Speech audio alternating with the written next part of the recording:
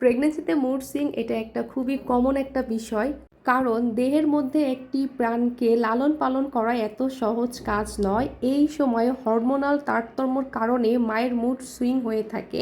আর এই মুড সুইংয়ের কিন্তু সুনির্দিষ্ট কোনো কারণ নেই। যেমন আজকে সকালে আমার প্রচুর পরিমাণে মুড সুইং হয়েছিল, তাই ভাবলাম একটু নিচে যাই, নিচে যে প্রাকৃতিক যে বাতাস, তারপরে হচ্ছে একটু শ্বাসের কিছু ব্যায়াম করলাম, একটা ফুলের তাজ বানাইলাম, একটু মাথায় নিলাম। যখনই দেখলাম যে মন একদম ফ্রেশ হয়ে গেছে, তখন কিন্তু রুমে চলে আসছিলাম। যাই হোক, নিজেকে কিন্তু নিজের সময় দিতে হবে, কারণ আপনার যখন মুড সুইং হবে বা আপনার যখন মন খারাপ লাগবে বা একটু কান্না করবেন, তখন কিন্তু কেউ মানে আসবে না ওইভাবে। তখন যদি কেউ জিজ্ঞাসা করে কি ব্যাপার, এমন করছো কেন বা কান্না করছো কেন, তখন আপনি বলবেন আমার মতো যে আমি নিজেও জানি না। তখন তারা যদি বুঝতে পারে যে না এটা মুড সুইং হয়েছে, তারা তো ভালো, বুঝলে ভালো, আপনার সাথে একটু কথাবার্তা বলবে, আপনাকে সময় দেবে। আর যদি না বোঝে, তাহলে সে ওই যে জিজ্ঞাসা করেই চলে যাবে। তো সেই ক্ষেত্রে নিজেকে হচ্ছে সময় দেওয়া, তারপরে হচ্ছে নিজেকে ভালো রাখা। তো সেই ক্ষেত্রে আপনি হচ্ছে একটু কাজের মধ্যে ব্যস্ত থাকতে পারেন, না হলে একটু ইয়োগা করতে পারেন, ধ্যানে বসতে পারেন, না হলে হচ্ছে আপনি শ্বাসের ব্যায়াম করতে পারেন। তারপরে হচ্ছে কিছু কিছু ইয়োগা আছে যে প্রেগনেন্সিতে হচ্ছে কোমর ব্যথা, পিঠ ব্যথা, এগুলা কিন্তু ইয়োগা করলেই ঠিক হয়ে যায়। তো এগুলো কিন্তু করতে পারেন।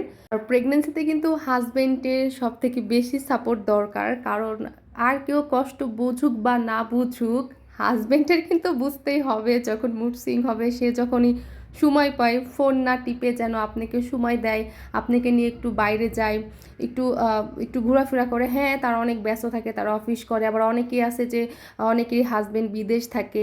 তো সেই ক্ষেত্রে হচ্ছে পরিবারের কেউ তাকে হচ্ছে সাপোর্ট করবে, অথবা না হলে তার হাজবেন্ড। যাই হোক, তো আমি কিন্তু আগে থেকে অনেক মোটা হয়ে গেছি, কারণ আগে হচ্ছে আংটি পরতাম মাঝখানের আঙ্গুলে, এখন কিন্তু তার পরের আঙ্গুলে দিছি।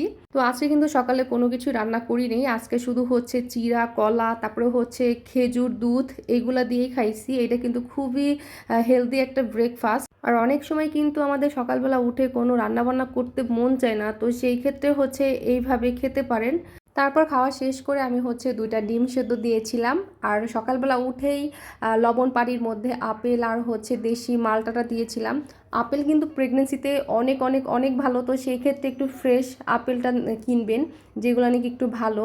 আপেল খাওয়ার সময় কিন্তু বিচি ফেলে দিবেন, বিচি কিন্তু খাওয়া ঠিক না প্রেগনেন্সিতে, বা এমনি কোনো সময় হোক আপেলের বিচিটা খাবেন না। তো এই ছিল হচ্ছে সকালের খাবার।